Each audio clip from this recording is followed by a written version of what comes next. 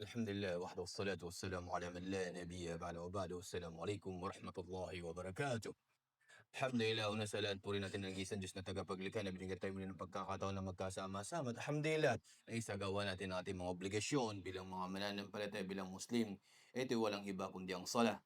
Mga minamahal kong magulang kapatid sa pananampalatayang Islam, may isang napakagandang ahadith, no? Magandang mga ahadith na ibinigay sa atin ng mahal ng sugo sallallahu alaihi wasallam. Pag once itong apat na ito ay nasa atin, ay para bang naipon na natin ang mga magagandang pag-uugali. أربعة أحاديث من حفظها وحققها جمع أصول الأخلاق والآداب. Itong apat na ito na napakahalaga. Una na dito na kung saan sa isang hadith na binanggit, "Man kana yu'minu billahi wal yawmil akhir falyaqul khairan aw liyasmut.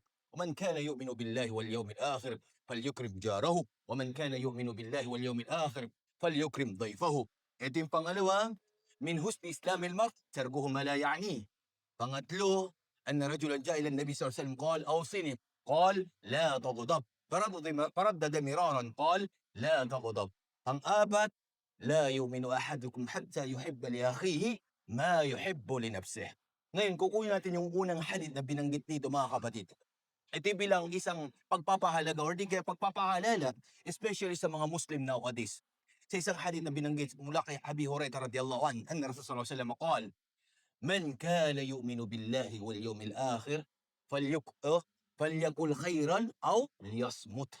Sino man ika ang naniniwala kay Allah at sa kabilang buhay, kung wala siyang masabing maganda, better for him na manahimik na lamang. Allahu Akbar.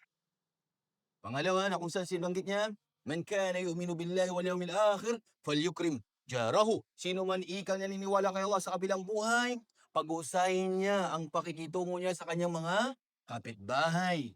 Ganun din, pangatlo, "Man kana yu'minu billahi wal yawmil akhir falyukrim dayfahu." Sino man ika naniniwala kay Allah sa kabilang buhay, pag-usahin niya ang pakikitungo sa kanyang bisita. Dito mga kapatid, una, na kung saan sa isang Muslim, sa isang mananampalataya, kung wala kang masabing maganda, subhanallah, kaysa gagamitin mo sa giba, okay, namima, paninirang puri, mga masasama, gamitin mo sa tama. Dhikr, pagdudua, pagbabasa ng Quran, gamitin mo ang iyong dila sa mga mabuting bagay na kung saan ay ipinayo sa iyo ni Allah at ang kanyang propeta. Gamitin natin sa tama ang ating mga pananalita, pag-uutos ng mabuti, pagbabawal ng masama. Wallah, sapagkat ang pangangalaga ng ating mga lisan ay sababun linnajah. Wallah. Dahilan para tayo ay magsitagumpay. Subhanallah. Kaya ito mga pangangalaga ang ating mga dila. Nowadays na kung saan yung salita na hindi maganda, pananalita, na isisiran mga kapatid natin nag-aaway-away, na dahil sa chismis, mga salita na hindi maganda, nag-aaway-away, mag-asawa, pamilya, subhanallah. And that's why turo sa atin ang pangangalaga sa ating mga dila. Pangalagaan natin. Kung walang masabing maganda, bender, pakas, dikir, magdua, manalangin kay Allah subhanahu wa ta'ala. Ganun din sa hadith na binibigyan tayo ng paalala sa isang hadith naman na kung saan pagbutihin din natin ang pakikitungo sa ating mga kapitbahay. Kahit na hindi sila mga Muslim, ipakita natin ang ugali bilang Muslim. Wallahi la yu'min, wallahi la yu'min, wallahi la yu'min. Man lam ya'man jaruhu bawarikahu. Sa isang hadith na binanggit ng mahal na sugo. Sumpaman sabi niya kay Allah, wala siyang paniniwala, walang pananampalataya. 3 times ay sinabi niya na kung saan sino man ikang tao na hindi ligtas ang kanyang kapitbahay mula sa kanyang pananakit, mula sa kanyang kasamaan. Wallah. Kaya napakahalaga, kapitbahay ka, ikaw na Muslim. Hindi dahilan para mag-ingay ka sa kapitbahay mo. Gagawa ka ng paninira sa kapitbahay mo. Magagawa yung hindi maganda. Itrato mo silang na maganda at itong turo ng ating pananampalataya. Wallah. Pangatlo, ang mga bisita. Subhanallah, sa bahay natin, alhamdulillah. Kahit yung maliwalas na pagmumuka, subhanallah. Tignan nyo sa isang ugali ni Ibrahim alayhi salatu wassalam. Halata ka hadithu dayfi Ibrahim. Na kung saan nakita mo al-mukramin, dumating ba ika sa Muhammad, na kung saan yung bisita ni Ibrahim al-mukramin, itong mga honored guests, mga anghel, subhanallah.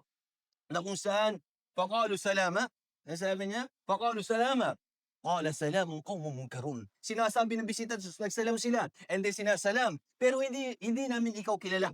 Hindi kilala ni Ibrahim mga bisita nila. Hindi niya kilala kung sino bumisita sa kanya. Pero faraga ila ahlim, faja'a bi'ijalin samin. Allah subhanallah. Umalis sa pamilya niya, Nagkatay siya ng baka, maganda, malusog, at ibinigay niya do'n sa bisita. Allah, tingnan niyo, mga propeta at mga sugo, itong pag-uugali, ito yung karam na mayroon sa kanila, subhanallah. Na makikita niyo mga kapatid natin, subhanallah. Mga Arabo minsan makikita niyo maganda, smile face, papakain, hindi kaganda na dapat pag-uugali na mayroon mga kamusliman, na dapat mayroon sa atin mga kapatid. Ito yung pag-uugali ng mga propeta at mga sugo, kung paano nila i-treat ang kanilang mga bisita. Subhanallah, tignan yung ganda ng ating pananampalataya.